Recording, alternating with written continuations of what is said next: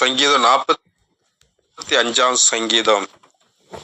என் இருதயம் நல்ல விஷயத்தினால் பொங்குகிறது. நான் ராஜாவை குறித்து பாடின காவியை சொல்லுகிறேன். என் நாவு விரைவாய் எழுதுகிறவனுடைய எழுத்தாணி. எல்லா மனுபுத்திரலும் நீர் மகா சௌந்தரியம் உள்ளவர். உம்முடைய உதடுகளில் அருள் பொழிகிறது. ஆகையால் தேவன் உம்மை என்றென்றைக்கும் ஆசீர்வதிக்கிறார். சௌரியவானே, உமது மகிமையும் உமது மகத்துவமாகிய உம்முடைய பட்டயத்தை நீர் உம்முடைய அறையிலே கட்டிக்கொண்டு சத்தியத்தின் நிமித்தம் நீதியுடன் கூடிய சாந்தத்தின் நிமித்தமும் உமது மகத்துவத்திலே ஜெயமாக ஏறி வாரும். உமது வலதுகரம் பயங்கரமானவைகளை உமக்கு விளங்க பண்ணும்.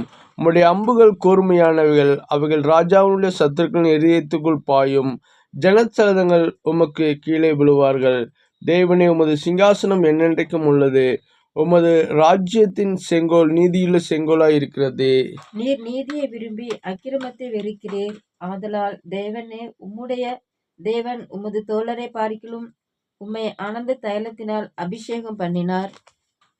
தந்தத்தினால் செய்த அரண்மனைகளிலிருந்து புறப்படுகையில் நீர் மகிழும்படி உமது வஸ்திரங்கள் எல்லாம் வெள்ளை போலம், சந்தனம், லவங்கம் இவைகளின் வாசனை பொருந்திதாய் இருக்கிறது.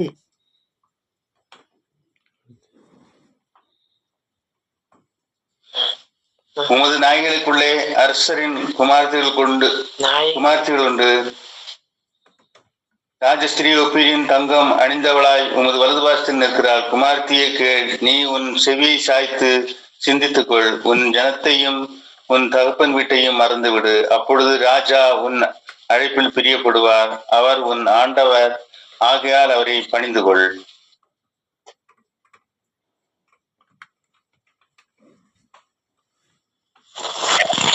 குமாரத்தை காணிக்கைகளை கொண்டு வருவாள். ஜனங்களில் ஐஸ்வர்யவான்களும் உன் தயவை நாடி வணங்குவார்கள்.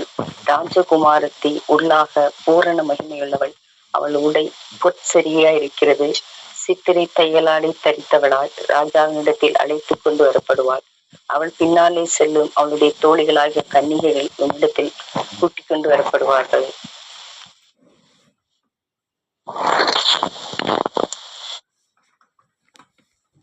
அவர்கள் மகிழ்ச்சியோட களிப்போடும் வந்து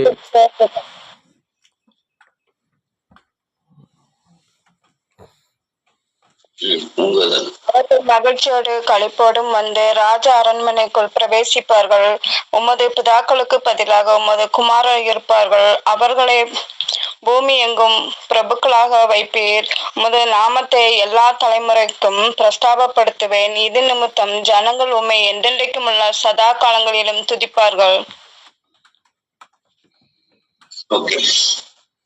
இதுல 10வது வசனம். குமாரத்தியின் கேளு, நீ உன் செவியை சாய்த்து சிந்தித்துக்கொள். உன் ஜனத்தையும் உன் தகப்பன் வீட்டையும் மறந்துவிடு. அப்பதான் என்ன நடக்கும்? 16வது வசனம். உன் பிதாக்களுக்கு பதிலாக ஒரு குமாரர் இருப்பார்கள். அவர்களை பூமி எங்கும் பிரபுகளாக வைப்பீர். நாமத்தை எல்லா தலைமுறைகளிலும் பிரஸ்தாபப்படுத்துவேன். இது நிமித்தம் ஜனங்கள் உம்மை என்றென்றைக்கும் உள்ள சதா காலங்களிலும் துதிப்பார்கள். ஓகே, இப்ப இந்த வாசித்த 3 வசனம், அதாவது இந்த சங்கீதமே ஒரு விவாக நிலைமை, விவாக தன்மை வெளிப்படுத்துகிறது. இந்த ஹானர் மேரேஜ், ஹானரிங் மேரேஜ்ன்னு நினைக்கிறேன். இப்ப ஹானர் மேரேஜ்ன்னு போட்டிருக்க. விவாகத்தினுடைய விலை இளைஞன கனம். விவாகத்தை கனமுள்ள ஒரு விவாகம் அப்படின்னு உள்ள தலைப்புல விவாக ஜீவிதத்தை குறித்து எப்படி நம்ம என்ன வாசிப்போம்? விவாகம் எல்லாருக்கும் என்ன உள்ளது? கனமுள்ள ஒரு காரியம். இந்த விவாகம் அப்படின்னு சொல்ற இடத்துல 10வது வசனத்துல நம்ம பார்க்கிற ராஜாவை குறித்து இல்ல, அந்த ஸ்திரிய குறித்துன்னு சொல்லியிருக்கோம். உன் தகப்பன் வீட்டை மறந்து. அப்ப இந்த தகப்பன் வீடை எதுக்காக மறக்கணும்? அப்ப இந்த இடத்துல தெளிவுபடுத்துகிறது, நம்ம சாதாரண விவாகத்தை அல்ல, இது தேவனுடைய ராஜ்யத்துக்குள்ளதான அந்த மாற்றத்தை குறித்து சொல்ற ஒரு காரியம்தான். அதாவது உன் தகப்பன் வீட்டை மறந்து விடு அப்படின்னு சொன்னாரு. என்ன சொல்லிருக்கு? ஆமா, உன் ஜனத்தையும் உன் தகப்பன் வீட்டையும் மறந்து விடு. அப்ப இது ஒரு பயங்கரமான ஒரு நிகழ்வு போல தெரியும் இல்லையா? அப்ப அதுல என்ன அப்படின்னா, ஆண்டவரே சொல்வார்ல, ஒருவன் என்னை பின்பற்றி வர விரும்பினான் அவன் எல்லாரையும் வளர்த்துட்டு என்னை மட்டும் பின்பற்ற கடவன். அதான் இங்கே மீன் பண்ணி இருக்குது, வேற ஒன்றும் இல்லை. தெய்வராஜ்யம் வேணும் அப்படின்னு சொன்னா, இல்ல இன்னொரு இடத்துல போய் வாழணும்னு சொன்னா, இன்னொரு இடத்துல நம்ம வாழ்க்கையை ஆரம்பிக்கணும் அப்படின்னு சொன்னாலே ஃபர்ஸ்ட் நம்ம பிறந்ததையும் நம்முடைய பின்னணியும் நினைச்சுட்டு ஒரு ஆளு ஜீவிக்கும் காலம் வரைக்கும் நம்ம போய் சேரக்கூடிய இடத்தினுடைய அந்த பின்னணிக்குள்ள வரவும் முடியாது. அதை அடாப்ட் பண்ணுவோம், அதாவது ஏற்றுக்கொள்ளவும் முடியாத நிலைமையில எப்பவுமே மனநிலைமை தெளிவு இல்லாம இருப்போம். அப்படின்னு மனநிலைமை தெளிவு இல்லாத இருக்கிற ஒரு காலகட்டத்துல என்ன செய்ய முடியாது, நம்ம வாழ்க்கையில மேன்மை அடையவே முடியாது. அதனாலதான் யதார்த்தமான ஒரு விவாக வாழ்க்கையில நம்ம தெரியும், பெண்கள் எப்பவுமே என்ன செய்யணும், தன்னுடைய பிறந்த வீட்டையும் உறவையும் சுற்றா பந்துகளை எல்லாம் விட்டுக்கிட்டு புகுந்த வீட்டினுடைய அந்த பேக்ரவுண்டுக்குள்ள தன்னை அடாப்ட் பண்ணி அதை சேர்த்து கொண்டு அவங்களோட கூட அந்த உறவுலதான் முன்னாடி போக முடியுமே தவிர தான் பிறந்த வீட்டினுடைய உறவுகள்ல முன்னாடி செல்லவே முடியாது. அதே போலதான் நம்முடைய ஜீவிதத்திலையும் ஆண்டவராய் இயேசு கிறிஸ்துவை ஏற்றுக்கொண்டு அவருடைய ராஜ்யத்தினுடைய அவகாசம் நமக்கு தேவைப்பட்டாலும் நம்ம நடக்க வேண்டியது எப்படி நடக்கணும் இருக்கு. நம்ம நிச்சயமா அது எல்லாத்தையும் மறந்துட்டு இங்க உள்ள பழைய ஜீவிதங்கள், பழைய தன்மைகள், பழைய வாழ்க்கைகளை மறந்துட்டு தான் நம்ம நடக்கணும் உள்ளது இந்த வேத ஆதாரங்கள்ல நமக்கு சொல்லப்பட்டிருக்கும். அதாவது உன்னத பாட்டுல போனீங்க அப்படின்னு அங்க என்ன சொல்லியிருக்கேன், 2ஆம் அதிகாரம் 10-13 வாசிக்க, நேசர் என்னோடு பேசு, என் பிரியமே, என் ரூபவதியே எழுந்து வா, இதோ மாரிக்காலம் சென்றது, மழை பெய்து ஓய்ந்தது, பூமியிலே புஷ்பங்கள் காணப்படுகிறது, குருவிகள் பாடும் காலம் வந்தது, காட்டுப்புறாக்களின் சத்தம் நமது தேசத்தில் கேட்கிறது, அத்திமரம் காய் காய்த்து ராஜ செடிகள் பூத்து வாசனையும் பரிமளிக்கிற அது என் பிரியமே, என் ரூபவதியே நீ எழுந்து வா. அதாவது இது எதுக்கு அப்படின்னா, இந்த உன்னத பாட்டுல நான் எதுக்கு வாசித்தேன் அப்படின்னு கேட்டீங்கன்னா, அந்த அழைப்பு, ஒரு விவாக வாழ்க்கையும் தெய்வீக அழைப்பும் எதேசம் ஒண்ணுதான். இந்த அழைப்புல பாருங்க, என் நேசர் என்னோடு பேசி, என் பிரியமே, அதாவது அனுபவத்தை என் நேசர் என்னோடு பேசி, என் பிரியமே ரூபவதியை எழுந்துவா. அதாவது நம்ம பழைய காரியம், தகப்பன் வீட்டு காரியங்களை நினைச்சிட்டு இருக்கவே முடியாது. அதெல்லாம் 10வது மத்திய 10:37 தகப்பனுடைய ஏதாவது தாயுடைய என்னிடத்தில் அதிகமாய் நேசிக்கிறவன் எனக்கு பாத்திரன் அல்ல, மகனையாவது மகளையாவது என்னிலும் அதிகமாய் நேசிக்கிறவன் எனக்கு பாத்திரன் அல்லன்னு சொல்றார். இது தெய்வ ராஜ்யத்துல நம்ம சேர்வதற்குள்ள வாழ்க்கையும், விவாத ஜீவிதத்துல ஒரு இடம் விட்டு போய் ஜீவிக்கிறதும், இல்லைங்க ஒரு இன்னொரு குடும்பத்துல புகுந்து இருக்கிறவங்க எப்படி அதே ஒரு மெத்தேடுல தான் நம்ம வாழ்க்கை அமையும் அப்படின்றதான். நித்திய ஜீவனுடைய வாழ்க்கை அதே தான். அதை விட்டுக்கிட்டு நம்ம இங்கே நம்முடைய பழைய அனுபவங்களோடு ஒரு புது வீட்டுக்கு போனா நிச்சயமா அந்த புது வீட்டு நிலைமைகளை நம்ம பகிர்ந்து கொள்ளவும் முடியாது, பங்கு வைக்கவும் முடியாது. அதுல முன்னேறவும் முடியாது, அதுல சந்தோஷப்படவும் முடியாது, அதனால வருகிற நன்மைகளை அனுபவிக்க முடியாது. இன்னைக்கு அதேதான் நம்முடைய கிறிஸ்தவ ஜீவிதத்துல நம்ம அந்த புது ஒரு மனுஷ வாழ்வுலயே நம்ம பாக்குறது தான் அந்த விவாகத்துல பெண்கள் ஆண்களுடைய வீட்டுல வாழும்போது இந்த குடும்பத்துலதான் அவங்க பங்குள்ளவர்களா இருப்பாங்களே தவிர தன்னுடைய பிறந்த வீட்டினுடைய எந்த நன்மைகளினாலும் பெரிய அளவுல அவங்க சந்தோஷப்பட முடியாது. அதே போலதான் கிறிஸ்தவ ஜீவிதத்திலையும் நம்ம தேவ ராஜ்யத்தினோட நன்மைகளை அனுபவிக்கணும் அப்படின்னு சொன்னா நம்மளுடைய பழையதெல்லாம் மறந்துடணும். அத பழையதை சுமந்துகிட்டு எந்த அளவு நீ ஜெபம் பண்ணினாலும் சரி, எந்த அளவு ஆராதிச்சாலும் சரி, தெய்வ ராஜ்யத்துக்கு நம்ம நிச்சயமா நிச்சயம் முடியாது. அதான் தகப்பன், தாய், பிள்ளை, பொருள் எல்லாம் மறந்துரு அப்படின்னு சொல்லிட்டு நம்ம தெய்வத்துல வாசித்தான். இன்னும் லூக்கா 14:26 என்ன சொல்லி இருக்கு, யாதொருவன் என்னிடத்துல தன் தகப்பனையும் தாயையும் மனைவியும் பிள்ளையும் சகோதரரையும் சகோதரியும் தன் ஜீவனையும் வெறுக்காவிட்டால் எனக்கு சீசனா இருக்க மாட்டான். அப்ப எந்த அளவுக்கு அந்த பின்னணிகளை நம்ம விட்டு வரணும் அப்படின்னு உள்ளதை இந்த வேத பகுதிகள் வாசிக்கிறோம். அதனால ஒரு விவாக வாழ்வையும் நம்முடைய கிறிஸ்தவ வாழ்வையும் ஒப்பிட்டு இப்படி நம்ம ஜீவிக்கும் போது அதனுடைய ரியாக்ஷன்ஸ் தான் அதுல முக்கியம். அதே 16ஆம் வசனத்துல சொல்லுவார், நீ இப்படிப்பட்ட ஒரு ஜீவிதத்துல வரும்போது அந்த 12ல என்ன பாக்குறோம், 11லயே பாக்குறோம். 11 அப்பொழுது ராஜா உன் அழகில பிரியப்படுவார், அவர் உன் ஆண்டவர், ஆகையால் அவரை பணிந்துவர்.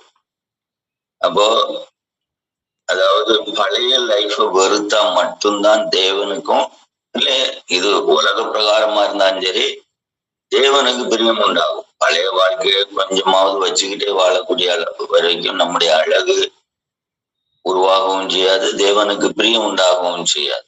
பழைய வாழ்க்கை எப்பவுமே அந்த திருமண வாழ்வு எவ்வளவு அழகு இல்லாத பெண்ணா இருந்தாலும் இன்னைக்கு எவ்வளவு அழகுபடுத்துறாங்கன்னு உள்ளது நமக்கு தெரியும். ஒரு புருஷனை கையில கொடுக்கல எவ்வளவு அழகுபடுத்தி கொடுக்குறாங்க. ஒருவேளை எவ்வளவு அசிங்கமா இருந்தாலும் இப்போ உள்ள உலகத்துல அது அப்படியே என்னது ஒரு ஒரு எவ்வளவு பியூட்டி பார்லர்ல கொண்டு போய் எவ்வளவு அழகுபடுத்துவாங்களோ அதே போலதான் கிறிஸ்தவ ஜீவிதம். அதேதான் நம்ம எந்த பொசிஷன்ல இருக்கிறோங்க தேவனுக்குள்ள வரும்போது நிச்சயமா நமக்குள்ள அழகு ஏற்படுத்துகிறது. எதுக்காக அப்படின்னா அழகு எதுல ஏற்படும், நம்முடைய கேரக்டரை சேஞ்ச் பண்ணும்போது அழகு ஏற்படும். இல்லாம இப்ப பியூட்டி பார்லர்ல உள்ள அழகு நிமிஷங்கள் தான், ஆனா கிறிஸ்தவ ஜீவிதத்துல சுவாபம் மாறினா அழகாவதான் இருக்கும், தேவனுக்கு பிரியம் உண்டாகும். அடுத்தது பாருங்க, அதே இடத்துல என்ன உண்டாது, தீருக்குமாரத்தை காணிக்கை கொண்டு வருவாள், ஜனங்களில் ஐஸ்வர்யவான்களும் ஒன்றாயே நாடி வணங்குவார்கள்.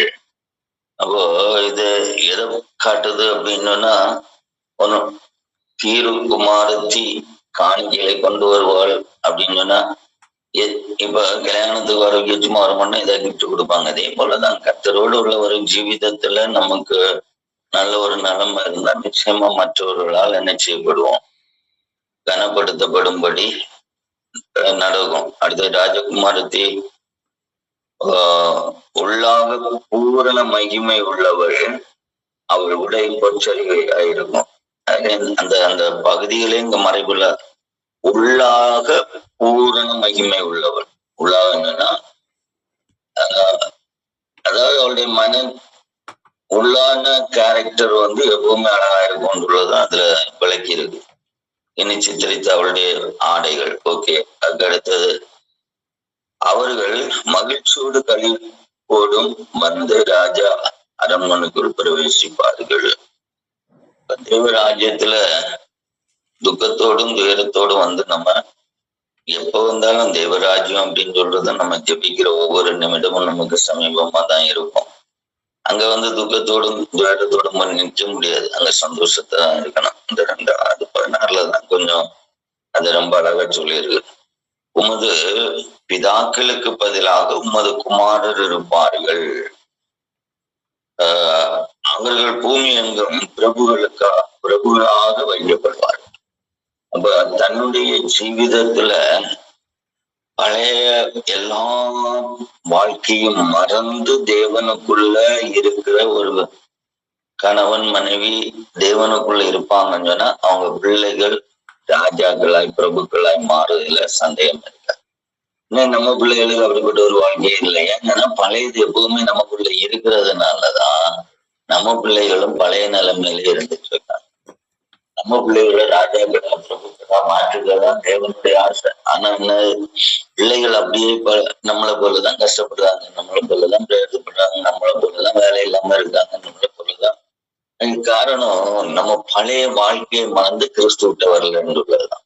ஆண்டவரே சொல்லுங்க, பழையதெல்லாம் மறந்து ஆண்டவர்கிட்ட வந்திருப்போம்னா ப்ராமிஸ் இதுதான், இவன் தகப்பன் வீட்டை மறந்து விடு, பழைய சூழ்நிலை அவனுடைய பிறப்பின் உரிமைகளை மறந்து விடு, சூழ்நிலைகளை மறந்து விடு, உறவுகளை மறந்து விடு, எல்லாத்தையும் வருத்து என்று என்னை பின்பற்று அப்படின்னு சொல்லி ஆண்டவர் சொன்னது எதுக்காக? அதை நம்ம அப்படி பின்பற்றுகிறோமான்னு எப்ப புரிந்து கொள்ள முடியும்னு சொன்னா, எப்ப புரிந்து கொள்ள முடியும்? நம்முடைய பிள்ளைகளுடைய ஆசீர்வாதங்களை பார்க்கும்போதுதான்.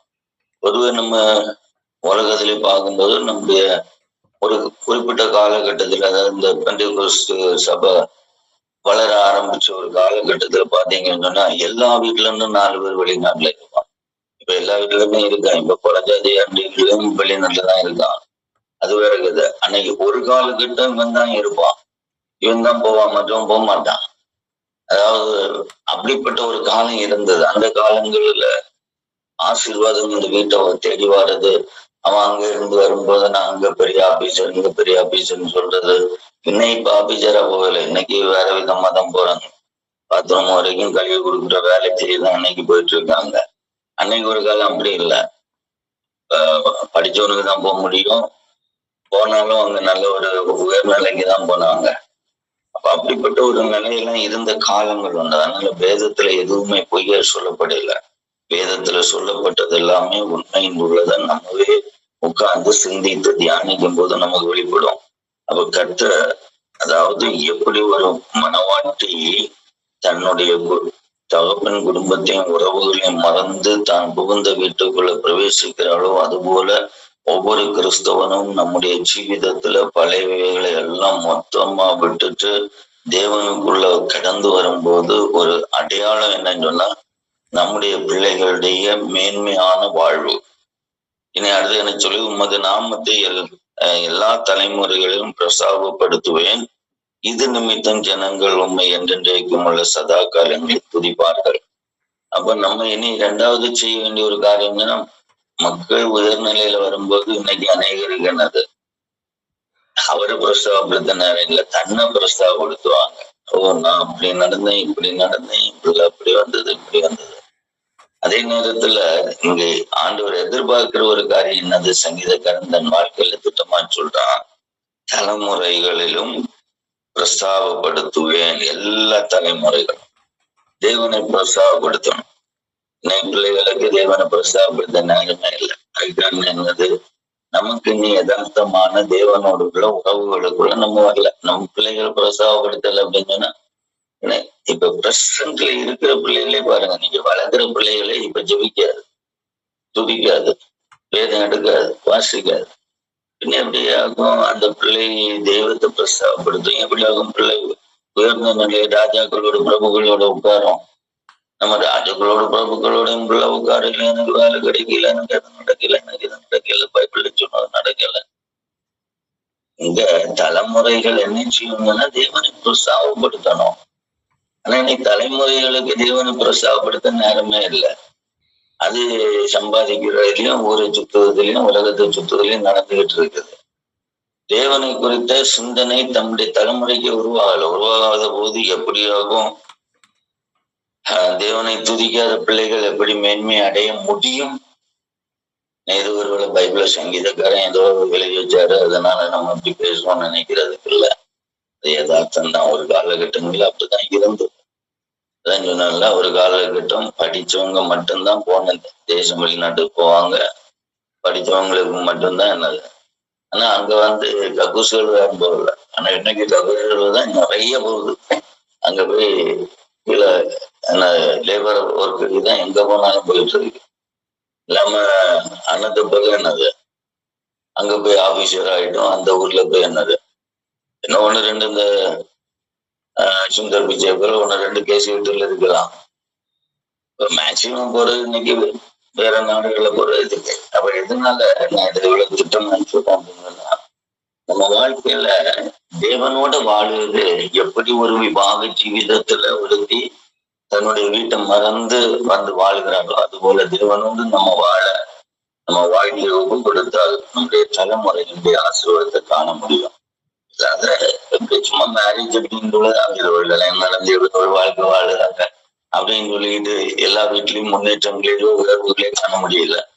காரணம் தன்னுடைய குடும்பத்தின் நினைப்புகளே ஜீவிக்கிறதுனால. அதே போல உள்ள ஜீவிதத்தை கிறிஸ்தவ வாழ்க்கையில அதே தான் பழைய விதமான வாழ்க்கையில யோசித்து நடக்கிறதுனாலதான் எனக்கு நிச்சயம் இல்லை. தேவனுடைய மகிமைகளை காண முடியாம இருக்கிறாங்க.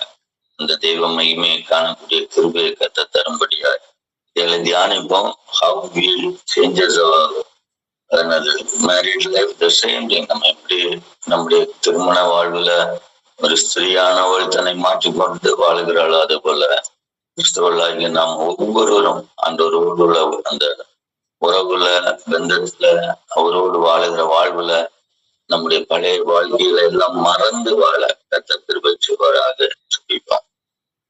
அன்பினால் ஆண்டவரே, இந்த ஓய்வு நாளின் காலை வேளையிலையும் ஆண்டவரே, இந்த நாளுடைய தியானத்தை ஆண்டவரே, விவாகத்தின் வேலையை ஆண்டவரை உணர்வதற்கும் சிந்திப்பதற்கும் ஆண்டவரை எங்களை தந்த கிருபைக்காகவும் கிறிஸ்துவத்திலும் விவாகமானது ஆண்டவரை கனத்துக்குரியது என்று சொல்லி ஆண்டவரை அது எந்த வகையான கனத்தை கொண்டு வரும், அது தலைமுறைகளுடைய நன்மையும் ஆசீர்வாதத்தையும் தலைமுறைகளுடைய மேன்மையும் கொண்டு வருவதுதான் விவாக ஜீவிதத்தினுடைய ஆண்டவரை கனம் அப்படின்னு உள்ளதை படிப்பதற்கும் சிந்திப்பதற்கும் ஆண்டவரே எங்களுக்கு நீ தந்த கிருபைக்காகவும் நன்றியோடு துதிக்கிறோம். இந்த நாளிலேயும் இந்த ஓய்வு நாள் ஆராதனையில தம்முடைய பிள்ளைகள் ஆண்டவரை இவைகளை ஆண்டவரை சிந்திக்கும் போது ஆண்டவரை இந்த உலகத்தின் பிடிகளில இருக்கிறவர்கள் தேவனோடு உள்ள அந்த உறவுல வராதது வரைக்கும் தலைமுறைகளின் நன்மைகளை காண முடியாது என்ற சிந்தனை ஒவ்வொருடைய இருதயத்திலும் ஏற்பட்டு கத்தாவ அப்ப என் தலைமுறைகளின் நன்மைகளை காண வேண்டும் என்ற ஏக்கத்தை ஆராதிக்கிற ஒவ்வொரு குடும்பத்தும் ஒவ்வொரு பிள்ளைகளுக்கும் வெளிப்படுத்தும்படி ஆய்ச்சி வைக்கிறேன். பெற்றோராய் இருக்கிறவர்கள் தாங்கள் ஆண்டவரை எந்த விதமாய் வாழ்ந்து கொண்டு தன் பிள்ளை தலைமுறையின் நன்மைக்கு ஆண்டவரை துரோகம் செய்து கொண்டு இந்த உலகத்தின் ஆண்டவரை ஆடம்பரங்கள் இச்சைகளின் காமங்களிலும் பாவங்களிலும் விழுந்து கிடக்கிறோம் என்பதை ஆண்டவரை அவர்கள் சிந்திக்கக்கூடிய ஒரு நேரமாய் இந்த ஓய்வு நாளின் ஆராதனை மாற்றி தரும்படி ஆய்ச்சி வைக்கிறோம். இந்த ஓய்வு நாளின் ஆராதனைக்கு தாவே அநேக குடும்பங்களில ஒரு மாற்றத்தை கொண்டு வருகிற ஒரு ஓய்வு நாளாய் தீர கிருபை தாரும். ஆண்டவரை இந்த சமூகத்துல யார் யார் இந்த ஆராதனையில் ஆண்டவரை பங்கெடுக்கிறார்களோ எல்லாருக்கும் அந்த தெளிவான சிந்தனைகளை கற்ற ஏற்படுத்தவும் அவர்களுடைய தலைமுறைகளால் ஆண்டவரை நீ மகிமை அடைவதை எதிர்பார்க்கிறீர் என்பதை சங்கீதக்காரன் மூலமாய் கத்தாவே நீர் எங்களுக்கு வெளிப்படுத்தி தந்ததுக்காக ஸ்தோத்திரம். ஆண்டவரை மனுஷர்களுடைய வாழ்வுல ஆண்டவரை எது ஏற்பட வேண்டும் என்று சொல்லி ஆண்டவரை உங்களுடைய பிள்ளைகள் மூலமாக இந்த பூமியில ஆண்டவரை இந்த வேதத்தை தந்து எங்களில் ஆண்டவரை நீ எதிர்பார்ப்பை நிறைவேற்றுகிறவர்களாய் நாங்கள் மாற காலையிலும் மாலையிலும் ஒவ்வொரு நாளும் வேதத்தை வாசிக்கிறோம், தியானிக்கிறோம், சிந்திக்கிறோம், ஜெபிக்கிறோம். அவர்களுடைய கிருபை வெளிப்படும்படியாய் நாங்கள் ஜெபிக்கிறோம். ஆண்டவரை சரியான காரியங்களை கற்றல் எடுத்து மாற்றும்படியாய் ஜெபிக்கிற சபையை உடைய கடத்துல ஒப்பு கொடுக்கிற ஒரு உணர்வுள்ள சபையாய் மாற்றித்தாரோ. தேவனை அறிந்த ஒரு சபையாய் உண்மை அறிந்த ஒரு சபையாய் மாற்றித்தாரோ. ஆண்டவரே இந்த சபைக்குள்ள ஆண்டவரை அப்பா இருமனம் ஆண்டவரை தன்னுடைய இருதயத்துல கடினம் கொண்டவர்களும் ஆண்டவரே உங்களுடைய வசனத்துக்கு தங்கள் செவியை சாய்க்காமல் ஒவ்வொரு ஓய்வு நாளும் வந்து தேவனுடைய கோபத்துக்கு ஆளாகி போகிற அநேகர் உண்டு என்பதை நீர் அறிவீர். ஆண்டவரே அங்கு வருவதனுடைய நோக்கமே கத்தாவ அப்பா ஏதோ ஒரு பாரம்பரிய ஆண்டவரை பிடிகளில இருந்து வருகிறதை நீ பார்க்கிறேன். மனம் திரும்பி வருகிற ஒரு கூட்டத்தை காண கத்த கிருபை செய்யும்படி ஆய்ச்சபிக்கிற சபையை பூரணமா என்னுடைய கருத்துல ஒப்பு கொடுக்கிறங்க தாவ ஆண்டவரை உங்களுடைய எழுப்புதலை அனுப்பி தரும்படியாய் ஆண்டவரை மன மாறுதல்களை ஏற்படுத்தும்படியாய் ஆண்டவரை பெருமைகளையும் ஆண்டவரை மேட்டுமைகளையும் விட்டு மாறுகிற நபர்களை ஏற்படுத்தும்படி ஆய்ச்சிபிக்கிறேன். கர்த்தர் சபையை ஆசீர்வதிக்க சுபிக்கிறேன். தொடர்ந்து ஆராதனையில உடைய கிருபை வெளிப்படும்படி ஆய்ச்சிபிக்கிறேன். பெரியோர் முதல் ஆண்டவர எல்லா பிள்ளைகளையும், சிறியோரையும், வாலிபங்களையும், ஆண்டவர பெற்றோர்களையும் எல்லாம் உடைய கடத்தில் ஒப்பு கொடுக்கிறேன். ஒரு மனம் திரும்புதலின் நாளாய் ஆண்டவரை தங்கள் ஜீவிதத்துல செய்த தவறுகளை அறிந்து ஆண்டவர கிறிஸ்துவோடு உள்ள உறவை புதுப்பிக்கத்தக்க ஞானமுள்ள ஒரு ஆராதனை நடக்க கிருபைத்தார். ஆண்டவரே, அந்த ஆராதனைகளை பூரணமாய் பொருட்படுத்திக் கொள்ளும். தடையான காரியங்கள் எல்லாவற்றையும் நீக்கும். மறைபொருளான ரகசியங்களை இந்த பிள்ளைகளுடைய நாவிலிருந்து வெளிப்படுத்தும். ஆராதனையை ஆண்டவரை நடத்தும் போது தன்னை வெளிப்படுத்துவதற்கல்ல, தனக்குள் இருக்கிற கிறிஸ்துவின் ஆண்டவர பிரசன்னத்தை வெளிப்படுத்துகிற ஆண்டவரை ஒரு கிருபையை கொடுக்கும்படி ஆய்ச்சிபிக்கிறோம். சுய மேன்மையான மேற்றுமையான எண்ணங்களை நீர் மாற்றும்படி ஆய்ச்சிபிக்கிறோம். கர்த்தருக்கு பயப்படும் பயத்தை ஒவ்வொருவருக்குள்ள ஏற்படுத்தும்படி ஆய்ச்சிபிக்கிறோம். ஆண்டவரே, ஆராதனையினால் ஆண்டவரை பெருமைப்பட்ட ஒரு ஆராதனை அல்ல, தன்னை மேன்மைப்படுத்துகிற ஒரு ஆண்டவரை ஆராதனை நடத்தும் அனுபவம் அல்ல. ஆண்டவரை தாழ்மையும் ஆண்டவரை தெய்வ கிருபையும் தன்னிலை தரித்து கொண்டு நிற்கிற ஆண்டவரை ஒரு ஞானத்தை கொடுக்கும்படி ஆய்ச்சிபிக்கிறோம். ஆண்டவரை வேத வசனங்களினால் ஒவ்வொரு நேரமும் ஆண்டவரை சபை ஆண்டவரை ஒரு மறுரூபப்படுகிற ஒரு அனுபவத்தை உருவாக்கும்படி நான் ஜெபிக்கிறேன். ஆண்டவரை ஓய்வு நாள் நேரம் ஆராதனைகள் ஆண்டவரை எங்களுடைய நியாய விதியாய் தீராதபடி ஆண்டவரை ஒவ்வொரு ஆராதனையும் ஒவ்வொரு குடும்பத்துக்கும் ஆண்டவரை நம்முடைய கோபத்தை கொண்டு வருகிற நேரங்களாய் மாறாதபடி கர்த்தாவ அப்ப மனப்பூர்வமான மனம் திரும்புதலும் ஆண்டவரை உமால உள்ள நன்மைகளையும் பெற்றுக்கொள்ளுகிற ஆண்டவரை ஆராதனையை மாற்றி தரும்படியாக நான் ஜெபிக்கிறேன். ஆராதனையை கற்று பொருட்படுத்த நடத்துவீராக. தடைகளை நீக்கி போடும் இயேசுவின் நாமத்திலே ஜெபித்து ஒப்புக்கொடுக்கிறேன்.